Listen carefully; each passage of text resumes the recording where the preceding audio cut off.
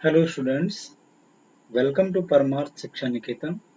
हम लोगों ने पिछले लेक्चर में वर्नियर कैलिपर्स देखा था। क्या देखा था?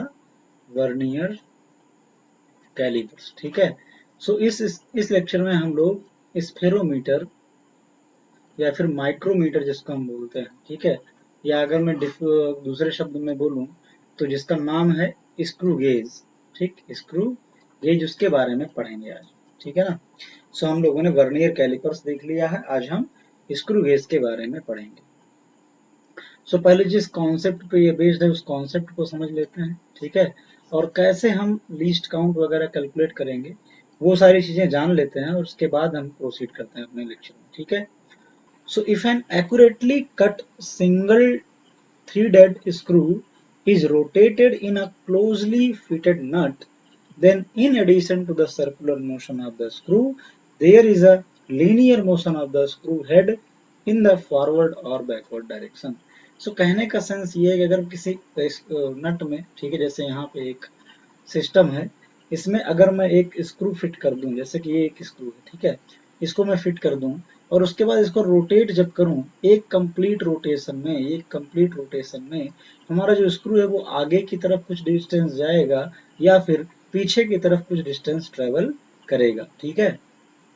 जब भी हम एक कंप्लीट रोटेशन देंगे तब, ठीक है, थोड़ा सा भी रोटेट करेंगे तब भी हल्की सी डिस्टेंस ये ट्रेवल करेगा। तो इस तरीके से जो अरेंजमेंट होता है, ठीक है, उसको हम लोग स्फेरोमीटर या फिर माइक्रोमीटर बोलते हैं। ठीक।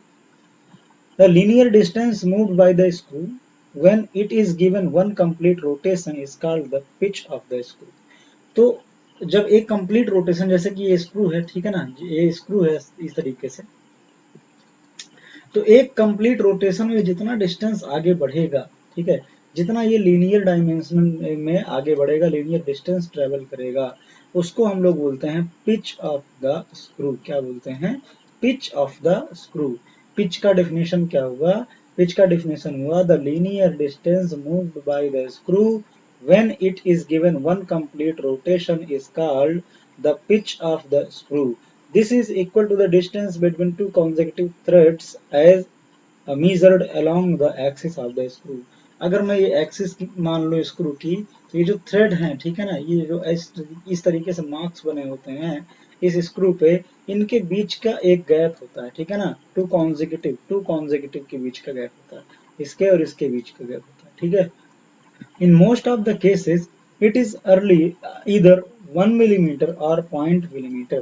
तो इनके बीच का जो गैप है या तो फिर 1 मिलीमीटर होता है या फिर क्या होता है 5 मिलीमीटर होता है, 0.5 मिलीमीटर। ठीक है। तो ठीक है, तो हम लोगों ने क्या देख लिया, पिच क्या होता है। ठीक है, पिच क्या होता है इसको हमने समझ लिया। अब आगे क्या बोल रहा है? A circular cap is fixed on one end of the screw and the circumference of the cap is normally divided into 100 or 50 divisions. तो ये जो कैप होता है जिसको हम रोटेट करते हैं हाथ से पकड़ के, जिसको हम रोटेट करेंगे तब हमारा स्क्रू आगे पीछे रोटेट होगा। इधर रोटेट करेंगे तो हो सकता है पीछे जाए, या इधर रोटेट करने पर हो सकता है आगे बढ़े, जैसा भी ये सिस्टम डिजाइन होता है। तो कुल मिलाकर के इस कैप को जब हम रोटेट करेंगे, अपने हाथ से इसे घुमाएंगे, तो ये आगे या पीछे जो है मोशन करेगा। ठीक। अब इस कैप पर क्या होता है? इस कैप पर डिविजन्स बने होते हैं। ठीक है। 100 डिविजन्स होंगे या फिर 50 डिविजन्स होंगे, जैसा हमारा स्क्रू गेज है उस तरीके से। ठीक। ओके। और ये जो डिवीजन है इनको हम लोग बोलते हैं सर्कुलर स्केल डिवीजन। ठीक है। जैसे हम लोगों ने वहां उसमें वर्नियर कैलिपर्स में वर्नियर स्केल पढ़ा था, वैसे यहाँ पर क्या है? सर्कुलर स्केल है। अब ये डिवीजन का मतलब क्या है, थोड़ा सा आप इसको समझें। ठीक है, इसको आप जब समझेंगे डिटेल में तो क्या होगा, ठीक है, वो जरा यहाँ पर देखते हैं। अब ये जैसे कि ये यहाँ पे मार्क बना हुआ है ना, इस पर डिविजन्स बने होंगे। मैं थोड़ा सा और क्लियर करूँ, मान लेते हैं कि ये 0 है, ठीक है, और ये 1, ये 2, ये 3, ये 4 और ये 5, 6, 7, 8, 9, 10। मैं यहाँ पे 1 लेता हूँ, ठीक है, मैं 10 लेता हूँ ऐसे। तो 0 से 10 हो गया, ये क्या हो गया? 5 हो गया। तो इस तरीके से डिविजन्स बने होंगे। ठीक, इस तरीके से डिविजन्स बने होंगे। अभी क्या है, अभी जब मैं एक बार इसको पूरा का पूरा घुमाऊंगा, जब पूरा का पूरा घुमाऊंगा, मान लेते हैं कितने डिवीजन है 100, तो जब मैं एक बार पूरा कंप्लीट रोटेट कर दूंगा, इसका मतलब मैंने 100 डिवीजन रोटेट कर दिया, 100 डिवीजन रोटेट कर दिया। तो मैं लिखूंगा कि 100 डिवीजन रोटेट करने में कितना ये लीनियर डिस्टेंस आगे जाएगा। ये मान लेते हैं कि 1 मिलीमीटर है ना, दो कॉन्जिक्यूटिव, इसके और इसके बीच में जो गैप है वो कितना है, 1 मिलीमीटर। तो 1 मिलीमीटर तक की डिस्टेंस ये ट्रेवल कर लेगा जब मैं एक कंप्लीट रोटेशन दूंगा, यानी कि 100 डिवीजन को मैं बोल सकता हूँ कि 1 मिलीमीटर, ठीक है ना। वन डिवीजन क्या हो गया, one division is equal to हो जाएगा 1/100 मिलीमीटर। तो इसका मतलब कि मैं 1/100 मिलीमीटर तक की डिस्टेंस को मेजर कर सकता हूं इस टाइप के इंस्ट्रूमेंट से, ठीक है। अभी तक हम लोग देख रहे थे कि वर्नियर कैलिपर में मैंने 1/10, ठीक है ना, 1 मिलीमीटर के 10th पोर्शन थे, 1/10 पोर्शन तक हम मेजर कर सकते थे। लेकिन हम अगर स्क्रू गेज या फिर स्पेरोमीटर या फिर माइक्रोमीटर की हेल्प लेंगे तो हम मिलीमीटर के 1/100th पोर्शन को भी इजिली मेजर कर सकते हैं। तो ये जो 1 डिवीजन है इस सर्कुलर स्केल पे, इसकी इतनी वैल्यू है, कितना वैल्यू है, इतना, ठीक है। इसकी वैल्यू कितना होगी, 0.001 मिलीमीटर, या फिर 0.1 होगा ना, टू डिजिट के बाद डेसिमल लगेगा। अगर इसको मैं सेंटीमीटर में कन्वर्ट करूंगा 0.01 सेंटीमीटर, तो ये होगा, ठीक है। अब ये क्या है, ये सबसे कम डिस्टेंस है जो मैं मेजर कर सकता हूँ इस इंस्ट्रूमेंट से, क्योंकि मैं कितना भी कम घुमाऊंगा तो एक डिवीजन तो रोटेट करूंगा ही ना। तो एक डिवीजन की वैल्यू कितना आएगी, 0.001 सेंटीमीटर। तो इसी को हम लोग क्या बोलते हैं, इसी को हम लोग बोलते हैं लीस्ट काउंट। इसी को क्या बोलते हैं, इसी को बोला जाता है लीस्ट काउंट।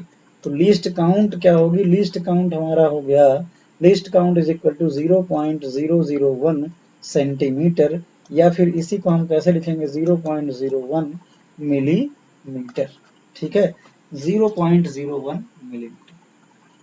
तो इस तरीके से हमने समझा कि डिविजन्स का मतलब क्या है और लिस्ट काउंट का मतलब क्या है। अगर सोचो कि 50 डिविजन्स हैं, अगर मैं ये मान लूं कि 100 डिवीजन नहीं है, कितने डिवीजन है, 50, तो हम लिखेंगे 50 division is equal to 1 millimetre, ठीक है ना। So 1 division is equal to 1/50 millimetre. 1/50 millimetre को जब आप सॉल्व करोगे तो 0.1/5 मिलीमीटर आएगा, और इसको जब आप सॉल्व करोगे तो क्या हो जाएगा, इसको जब सॉल्व करेंगे तो क्या हो जाएगा, 0.02 मिलीमीटर, यानी कि 0.002 सेंटीमीटर। तो ये जो लीस्ट काउंट, ये अब लीस्ट काउंट आई है ना, ये क्या हो गई, ये पहले वाले से थोड़ा सा ज्यादा हो गई, ठीक है। यानी कि अब हम थोड़ी सी ज्यादा डिस्टेंस मेजर कर सकते करेंगे, ठीक है। उससे कम, अब इससे कम हम आना हमारे लिए पॉसिबल नहीं है। तो मिनिमम की जब बात करेंगे तो मिनिमम डिस्टेंस हम कितना मेजर कर सकते हैं एक्यूरेटली, जितना नंबर ऑफ डिवीजन हम सर्कुलर स्केल पर लेंगे। जाहिर सी बात है डिविजन्स के बीच की डिस्टेंस को आप मेजर कर सकते हैं, ठीक। अब देखते हैं कि यहाँ पर लिस्ट काउंट का फार्मूला क्या दे रखा है, ठीक है। If it is divided into 100 equal parts, then the screw moves forward or backward by 1/100 or 1/50 of the pitch. अब ये भी हम लोगों ने ये देखा, ठीक है। If the circular scale, pitch क्या थी, पिच था वो एक कंप्लीट रोटेशन में जितना डिस्टेंस आगे जाए, जिसको मैं बार बार 1 मिलीमीटर ले रहा था ना, तो हमारी क्या है, पिच है, ठीक है। सो अगर मैं लिस्ट काउंट का फार्मूला बनाऊं तो क्या होगा, डायरेक्टली हम लोग देख चुके हैं ना। तो इसको हम क्या लिखेंगे, number of least count is equal to pitch divided by number of division on circular scale, क्योंकि जितने डिवीजन होंगे अगर उतने डिवीजन को हम पूरा का पूरा रोटेट कर देंगे तो जो डिस्टेंस मेजर होगी वो पिच के बराबर होगी। तो जब मैं एक डिवीजन की बात करूंगा, सो पिच अपॉन क्या हो जाएगा, number of division, number of division. तो एक डिवीजन जो होता है ये क्या होता है, लिस्ट काउंट होती है, तो हो जाएगा pitch upon total number of division. तो ये याद रखना है कि लिस्ट काउंट क्या होगी, pitch upon total number of division on circular scale. अगर पिच की वैल्यू 1 मिलीमीटर है और 100 डिवीजन है तो आंसर क्या आएगा, 0.001 सेंटीमीटर। ये क्या हो जाएगा, list count of screw gauge या फिर माइक्रोमीटर या फिर स्पेरोमीटर, ओके।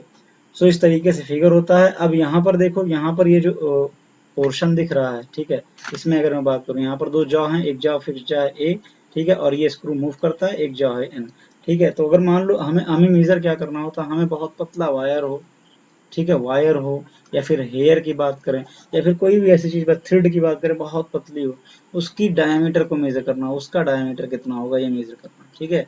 तब उसको क्या करेंगे, ऐसे इसके बीच में फंसा देंगे, इन दोनों के बीच में, और उसके बाद स्क्रू को यहाँ घुमा घुमा के क्या कर देंगे, टाइट कर देंगे। फिर उसके बाद देखेंगे यहाँ पर एक स्केल मैंने बतानी छोड़ दी, अंदर जो स्केल रह गई वो है मेन स्केल। वो कौन सी स्केल है? वो है मेन स्केल। और ये क्या है? Circular scale. तो जितना भी होगा तो मेन स्केल पे कुछ रीडिंग होगी उसको नोट कर लेंगे, और सर्कुलर स्केल की जो डिविजन है उसको नोट कर लेंगे, तो हम टोटल उसकी वैल्यू बता सकते हैं। तो अगर किसी क्वांटिटी को मान लो इसी का डायमीटर मेजर करना हो, तो डायमीटर को मैं कैसे लिखूंगा? Measured diameter DM is equal to क्या हो जाएगा? Main scale reading plus circular scale reading into least count. तो ये हो जाता है फार्मूला, ठीक है ना। ये क्या हो जाता है? ये हो जाता है फार्मूला कि measured diameter is equal to main scale reading plus circular scale reading into least count. ठीक। सो इस तरीके से हम लोग क्या करते हैं? हम लोग मेजरमेंट को लिखते हैं, ठीक है। तो अब यहाँ पे दो तीन चीजें और देख लेते हैं, जैसे कि जीरो एरर क्या है, जीरो एरर के बारे में समझ लेते हैं, ठीक है। If zero mark of circular scale does not coincide with the zero mark of the pitch scale, तो एक जो ये वाला स्केल है, ठीक है, देखो इस पर ये स्केल होता है और उस पर ये रोटेशन यानी कि सर्कुलर स्केल होता है। तो ये वाला जो है, जो जिसमें जिस जिस डायरेक्शन में हमारा स्क्रू आगे बढ़ता है उसको बोलते हैं पिच स्केल। क्या बोलते हैं? Pitch scale. और ये वाला कौन सा है? ये है सर्कुलर स्केल, ये है सर्कुलर स्केल, ठीक है। तो पिच स्केल पर भी मार्किंग होती है, यहाँ जीरो से स्टार्ट होकर ऐसे मार्क होती है, जैसे कि हम लोगों ने देखा था वर्नियर पे। तो जो मेन स्केल है वैसा ही 0 1 2 3 4 5 1 2 3 4 5, ये 1 हो गया ना, तो 1 2 3 4 5 1 2 3 4 5 ये 2 हो गया। इस तरीके से मार्किंग होती है। और जब हम इसको रोटेट करते जाते हैं तो हमारा स्क्रू आगे बढ़ता जाता है, ठीक है। तो डिस्टेंस क्या होती जाती है? कम होती जाती है। जब कोई ज्यादा मोटी वस्तु रख देंगे तो डिस्टेंस क्या हो जाएगी? बराबर ज्यादा हो जाएगी, ठीक है। बहुत पतली होगी तो इनके बीच में गैप बहुत कम होगा। तो जीरो एरर का कॉन्सेप्ट क्या आया कि ये जो जीरो है इसकी अपनी एक लाइन है, इसको कहते हैं बेस लाइन, ठीक है ना। इसको कहते हैं मेन स्केल की पिच स्केल की बेस लाइन। तो अगर इसका सर्कुलर स्केल का ये जो जीरो दिख रहा है, ये जो जीरो है, अगर यहाँ पर होता है इसकी जस्ट सीध में, तो हम कहते हैं कि यहाँ पे कोई जीरो एरर नहीं है। और लेकिन अगर ऐसा नहीं हो रहा है कि इसके सीध में नहीं है, नीचे है जैसे कि यहाँ पर, या फिर ऊपर है जैसे कि यहाँ पर, तो इसका मतलब उसके अंदर जीरो एरर है। अब कौन पॉजिटिव कौन नेगेटिव वो समझ लेते हैं। अब यहाँ पे बोला जा रहा है positive zero error. Positive zero error का मतलब जीरो हमारा नीचे होगा, जीरो हमारा क्या होगा? नीचे होगा। तब हम बोलेंगे पॉजिटिव जीरो एरर है। और अगर अगर जीरो हमारा ऊपर होगा तो वो क्या होगा? नेगेटिव जीरो एरर, ठीक है। ये समझना बहुत जरूरी था जो हम लोगों ने देखा। अब यहाँ पे क्या लिखा हुआ है वो भी जरा देख लो। If zero mark of circular scale does not coincide with the zero of the pitch scale when the faces A and B are joined to just touching each other, जब ये जो फेसेस हैं A और B, जो अभी हम लोगों ने देखा था, A और B अगर ये एक दूसरे को टच करें, एकदम मिला दें हम, ठीक है, एकदम ला करके सटा दें, लेकिन उसके बाद भी इसका जो जीरो है, जीरो वाली लाइन है ये, और इसका जो जीरो वाला लाइन है वो कोइंसाइड ना करे, ठीक है, ये कोइंसाइड ना करे, कम रहे कुछ या फिर ज्यादा रहे, तो इसको हम बोलते हैं जीरो एरर। यहाँ से आप समझ सकते हैं पॉजिटिव क्या है और नेगेटिव क्या है, ठीक है। और ये कैलकुलेट कैसे करेंगे?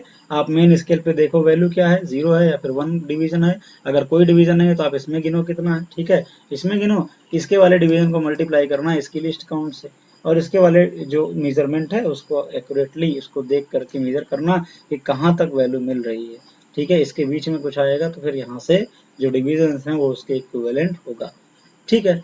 तो ये हम लोगों ने देख लिया जीरो एरर का कॉन्सेप्ट। जीरो एरर क्या था ये हम लोग वर्नियर कैलिपर्स में पढ़ चुके हैं, इसलिए बहुत ज्यादा समय इस पर नहीं दे रहा हूँ, ठीक है।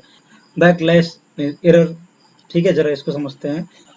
तो यहाँ पे क्या लिखा है? When the sense of the rotation of screw suddenly change, जैसे कि मैं स्क्रू को ऐसे रोटेट कर रहा हूँ, ठीक है, और मैं अचानक से अगर इधर घुमाने लगूंगा, अचानक से इधर, तो ये आगे जा रहा था, अभी क्या आने लगेगा? पीछे आने लगेगा।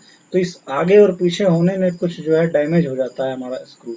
स्क्रू जब डैमेज हो जाता है, ठीक है, उसकी थ्रेड्स जो बनी होती हैं, द स्केल रीडिंग में changed even by actual movement of the screw. तब अब क्या होगा? अब मैं हल्का सा अगर थोड़ा सा एक डिवीजन बढ़ाऊंगा तो उस पर कोई इफेक्ट नहीं होगा हमारे स्क्रू पे, ठीक है। वो हो सकता है कि उसकी जो सेंसिंग नेचर है फास्ट सेंस करने की, कि हम घुमाएं और तुरंत वो मूव कर जाए, वो थोड़ी सी क्या हो जाएगी? डाउन हो जाएगी, ठीक है। तो ये सारी एरर हैं, ये सब हम देखेंगे क्वेश्चंस में जैसे जैसे आएगा, कैसे इसको अप्लाई करना है, वो इम्पोर्टेंट चीज है, ठीक है ना। अब हम देखते हैं आगे क्या है, कुछ एग्जाम्पल्स हैं, कुछ एग्जाम्पल्स लेकर के हम सिचुएशन को,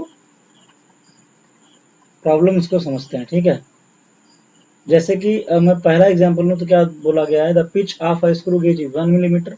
पिच जो है वो 1 मिलीमीटर है, and there are 100 divisions on circular scale. तो भाई पिच 1 मिलीमीटर है और 100 डिवीजन है, तो क्या करेंगे हम 1 मिलीमीटर बाई 100 करेंगे तो हमको क्या मिल जाएगा, लिस्ट काउंट क्या हो जाएगा 0.001 सेंटीमीटर। ठीक है, ये आएगा लिस्ट काउंट। ठीक है, वही बात है ना जो हम लोगों ने देखा था। When faces A and B are just touching each without putting anything between then uh, between the stud 32 second division of the circular scale coincide with the reference line। तो जब हमने इनके बीच में कुछ नहीं रखा, इनके बीच में क्या किया, कुछ भी नहीं रखा, तो क्या हुआ, जब दोनों जा को मिलाया गया तो जो बेस लाइन के साथ कोइंसाइड कर रहा है कौन सा, 32। ठीक है, 32वां जो डिवीजन है सर्कुलर स्केल का वो कोइंसाइड कर रहा है। ठीक है, when a glass plate is placed between the studs, the linear scale reads 4 divisions and the circular scale reads 16 division। और जब मैंने उसके अंदर कुछ मटेरियल रख दिया तो जो लीनियर स्केल है उस पर रीडिंग कितना आई, 4 डिवीजन की, 4 डिवीजन और 1 मिलीमीटर का डिवीजन यानी कि 4 मिलीमीटर की रीडिंग आई। 4 मिलीमीटर की रीडिंग यहाँ पर आ गई और 16 डिविजन्स मुझको यहाँ पर मिल गए। ठीक है, किस पे, सर्कुलर स्केल पे। तो रीडिंग को एक्चुअली कैसे लिखेंगे, 4 millimetre plus 16 into list count कितना 0.001 सेंटीमीटर में अगर लिखेंगे तो ऐसे, मैं मिलीमीटर में लिखता हूँ तो 0.01 मिलीमीटर। आप इसको मल्टीप्लाई करेंगे तो 4 मिलीमीटर प्लस ये 6 से मल्टीप्लाई होगा 0.06, ठीक है ना, मिलीमीटर। इसको जब आप सॉल्व करेंगे तो ये 4.06 मिलीमीटर के आसपास आएगा। ठीक है, तो ये हो गई वैल्यू जो हम यहाँ पे भी कैलकुलेट कर रहे हैं। ठीक, लेकिन अभी यहाँ पे एक चीज और दे रखी है कि जब हमने दोनों स्टड्स को मिला दिया था तो 30 सेकंड जो है ये वाला डिवीजन मैच किया था बेस लाइन से। ठीक है, तो इसका क्या मतलब, ये हमको दे रखा है जीरो एरर। जब कुछ भी नहीं था, कोई बॉडी नहीं थी, तब जो एरर आई थी उसे बोला गया जीरो एरर। इसकी वैल्यू कैसे निकालेंगे, तो इसकी वैल्यू निकालेंगे कौन सा, 30 सेकंड। तो जीरो यहाँ पर है तो 32 आकर के इससे वो कर रहा है कौन साइड, इसका मतलब जीरो कहाँ पर जाएगा, जीरो जाएगा नीचे, जीरो जाएगा नीचे, नीचे जाएगा जिसको बोलते हैं पॉजिटिव एरर। इसको क्या बोलते हैं, पॉजिटिव एरर। तो आप एरर की वैल्यू देखें ना, एरर की वैल्यू क्या होगी, 32 into list count 0.01 millimetre, multiply करेंगे तो 32 आएगा 0.32 मिलीमीटर। ठीक है, तो जब 0.32 मिलीमीटर आ गया तो बताओ एक्चुअल जो लेंथ है, वो कैसे निकालेंगे। तो एक्चुअल लेंथ है वो कैसे निकाला जाएगा, तो अभी क्या क्या आया है ये समझ लें। तो क्या क्या कैलकुलेट हो गया, क्या क्या हम लोगों ने निकाला, हम लोगों ने देखा कि टोटल जो मेजर्ड वैल्यू है, ठीक है ना, मेजर्ड वैल्यू है वो कितना है, वो है 4.16 मिलीमीटर। और जो हमारा एरर की वैल्यू आई हुई पॉजिटिव आई है, कितना है 0.32 मिलीमीटर। तो हमेशा एरर को हमें माइनस करना है, ठीक है, विथ साइन। यहाँ पे पॉजिटिव है तो हम पॉजिटिव के साथ माइनस करेंगे, अगर नेगेटिव होता तो हम नेगेटिव के साथ माइनस करते। ठीक है, वो बाद में देखेंगे कि ऐड हो जाएगा क्या हो जाएगा। ठीक है, सो एक्चुअली में क्या आएगा 4.16 और माइनस एरर वैल्यू क्या है 0.32, सो आंसर हो जाएगा 3.84 मिलीमीटर। सो ये हमारा क्या हो गया, आंसर हो गया 3.84 मिलीमीटर। तो इस तरीके से हमको क्या करना है, स्क्रू गेज के क्वेश्चन को हैंडल करना है। ठीक है, ऐसे ही यहाँ पे दो प्रॉब्लम मैं दे रहा हूँ होमवर्क के लिए। एग्जाम्पल ये 1.12 ऐसे ही है, आप इसको करें। उसके बाद ये 1.13 ऐसे ही आप इसको करें। ठीक है ना, एक मैंने बता दिया, बाकी दोनों आप करें और आप करके देखें कि आपसे ये बनता है कि नहीं बनता है। और उसके बाद अगर कोई डाउट आती है तो आप लोग मुझसे इस चीज को पूछें। ठीक है, सो ये था आज का लेक्चर जहाँ पे हम लोगों ने बात करी किसकी, स्क्रू गेज की। ठीक है, अब हमारा जो टोटल मेजरमेंट और एरर एनालिसिस, डायमेंशन एनालिसिस और ये सब का लेक्चर था वो कम्प्लीटली फिनिश हो चुका है। हम लोगों ने सारे कॉन्सेप्ट सेपरेट वीडियो में अलग से आराम से डील किए हैं। ठीक है, आप वीडियोस को रिवाइज कर लें, लेक्चर्स को रिवाइज कर लें और पूरी की पूरी जो यूनिट है मेजरमेंट की वो सारी चीज़ों को आप एकदम बेसिक से तैयार कर लें। और नेक्स्ट लेक्चर में हम लोग क्या देखेंगे, वेक्टर स्टार्ट करेंगे। नेक्स्ट लेक्चर में क्या स्टार्ट करेंगे, वेक्टर एनालिसिस स्टार्ट करेंगे। ठीक है।